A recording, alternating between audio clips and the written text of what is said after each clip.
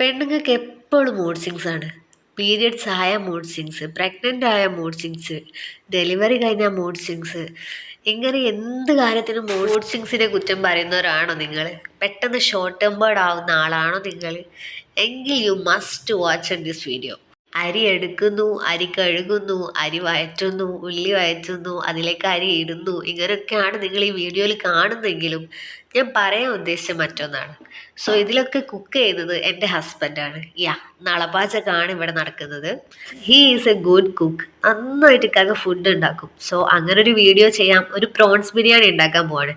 അപ്പോൾ ആൾക്ക് ഭയങ്കര ഇൻട്രസ്റ്റ് ആണ്. എന്ത് സ്പെഷ്യൽ ഉണ്ടാക്കുമ്പോഴും ഞാൻ ചെയ്യാന്ന് പറഞ്ഞിട്ട് ആൾ വരും. അങ്ങനെ ആൾ ഉണ്ടാക്കാൻ പോവാണ്. എനിക്കാണെങ്കിലോ കഴിക്കുന്നതിലാണ് കൂടുതൽ ഇൻട്രസ്റ്റ്. നമുക്ക് കൈ നനയാതെ മീൻ പിടിക്കുന്നതാണല്ലോ ഇൻട്രസ്റ്റ് ഉണ്ടാവുക. ആൻഡ് ഫസ്റ്റ് നമ്മൾ നെയ്ച്ചോറാണ് ഉണ്ടാക്കുന്നത്. അപ്പം അരി വറുത്തിട്ടാണ് ഞങ്ങൾ നെയ്ച്ചോറ് ഉണ്ടാക്കുക. അപ്പം അതുകൊണ്ട് തന്നെ വെള്ളം വേറൊരു സെപ്പറേറ്റ് ആയിട്ട് ഞങ്ങൾ ചൂടാക്കും. ആൻഡ് അതേ സമയത്ത് ഇവിടെ നമ്മൾ അടുപ്പിൽ നെയ്യും നമ്മുടെ വെളിച്ചെണ്ണയും പിന്നെ ഗീ ആണ് നമ്മൾ യൂസ് ചെയ്യുന്നത്, മിൽമ ഗീ. അങ്ങനെ അതും ഒഴിച്ചിട്ട് അതിലേക്ക് നമുക്ക് വേണ്ടി ഉള്ളിയൊക്കെ ആദ്യം ഫ്രൈ ചെയ്തെടുക്കുന്നു. പിന്നെ നമ്മുടെ അണ്ടി മുന്തിരി ഇങ്ങനത്തെ കാര്യങ്ങളൊക്കെ ഒന്ന് ഇതാക്കി എടുക്കുന്നു.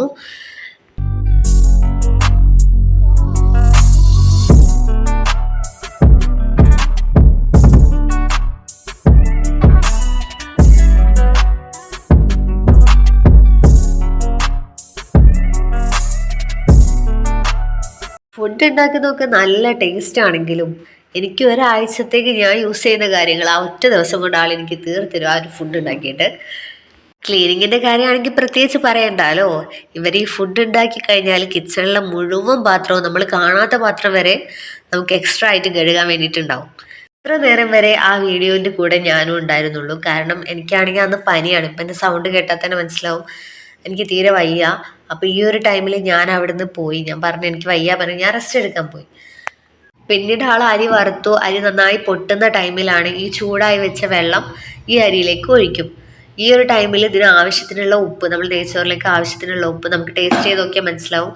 അത്രയ്ക്ക് ഉപ്പ് ഇട്ട് ശേഷമാണ് ഇക്കാക്ക കറാമ്പട്ട, ഏലക്കായ തുടങ്ങിയ കാര്യങ്ങളൊക്കെ അതിലേക്ക് ഇട്ടിട്ടുണ്ടായത്.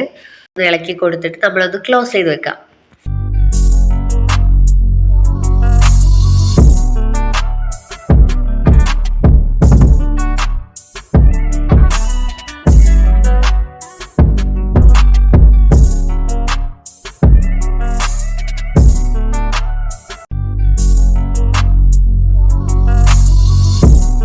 ടൈമിൽ ഞാൻ അവിടെ പ്രോൺസ് കഴുകി വൃത്തിയാക്കി വെച്ചിട്ടുണ്ടായിരുന്നു. ആളത് ഫ്രൈ ചെയ്യാൻ വേണ്ടിയിട്ട് അതിലേക്ക് മുളകും പൊടി, മഞ്ഞൾപ്പൊടി, ഇഞ്ചി, വെളുത്തുള്ളി ചോപ്പ് ചെയ്തത്, ഉപ്പ് എല്ലാം ആഡ് ചെയ്തിട്ട് അതൊന്ന് ഫ്രൈ ചെയ്തെടുത്തു. പ്രോൺസ് അതിൽ മാറ്റിയിട്ടുണ്ടായി. കാരണം മസാലയുടെ കൂടെ പച്ച ആ ഒരു ചോയ കിട്ടാൻ വേണ്ടിയിട്ട്, മസാലയുടെ കൂടെ ഇടാൻ വേണ്ടിയിട്ട് കുറച്ച് പ്രോൺസ് മാറ്റിയിട്ടുണ്ടായി. ബാക്കിയുള്ള പ്രോൺസ് ആണ് ഫ്രൈ ചെയ്തെടുത്തിട്ടുണ്ടായത്. അങ്ങനെ നമ്മൾ ചെമ്മീനുള്ള മസാല റെഡി ആയതിനു ശേഷം അത് നന്നായി തിരുമ്മിയിട്ട് ചെമ്മീനിൽ പിടിപ്പിക്കുക. ഈ ഒരു ടൈമിൽ നമ്മൾ അടുപ്പത്ത് വെച്ച നെയ്ച്ചോറിന് മറന്നു പോകരുത്. അപ്പോൾ നെയ്ച്ചോറ് വെന്തിട്ടുണ്ടോ പാകമായിട്ടുണ്ടോ എന്ന് നമ്മൾ ചെക്ക് ചെയ്യണം. അപ്പോൾ നമ്മുടെ നെയ്ച്ചോറ് ഇവിടെ റെഡി ആയിട്ടുണ്ട്.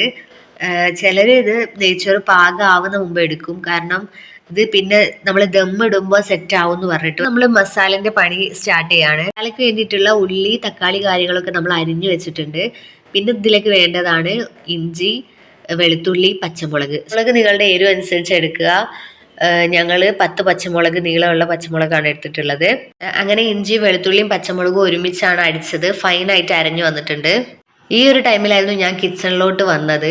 ടൈമിൽ ഞാൻ കണ്ടത് ഈ വെന്ത് വന്ന ഈ നെയ്ച്ചോറിൻ്റെ മേലെ എൻ്റെ ഫോണ് കിടക്കുന്നു. ഞാൻ തൊട്ട് നോക്കിയപ്പോൾ നല്ല ചൂടുണ്ട്. സോ ഈ ഷോർട്ട് ടെമ്പേർഡായി എനിക്ക് കൂടുതൽ വീഡിയോസിന് വേണ്ടി എൻ്റെ ഫോൺ കൊടുക്കാൻ കഴിഞ്ഞില്ല. എനിക്ക് വെച്ച് ഈ ഫോണും കൊണ്ട് ഞാൻ പോയപ്പോൾ എനിക്ക് ബാക്കി വീഡിയോസൊക്കെ മിസ്സായിപ്പോയി. കുറച്ച് കഴിഞ്ഞ് ഫുഡൊക്കെ ആയിക്കഴിഞ്ഞ് ഞാൻ കഴിച്ചപ്പോൾ ഈ ബിരിയാണി വാസ് അമേസിങ്. നല്ല ടേസ്റ്റ് ഉണ്ടായിരുന്നു. സോ അപ്പോഴാണ് എനിക്ക് മനസ്സിലായത് എനിക്ക് മിസ്സായി പോയി എന്നുള്ളത്. ബാക്കി വീഡിയോസ് എനിക്ക് എടുക്കാൻ പറ്റിയിട്ടില്ലാത്തതിൽ എനിക്ക് അപ്പോൾ ഒരു റിഗ്രറ്റ് ഉണ്ടായി. അപ്പോൾ നിങ്ങൾക്ക് ഇതുപോലെയുള്ള ഷോർട്ട് ടെമ്പേർഡ് എക്സ്പീരിയൻസ് ഉണ്ടായിട്ടുണ്ടെങ്കിൽ കമൻറ്റ് ചെയ്യുക.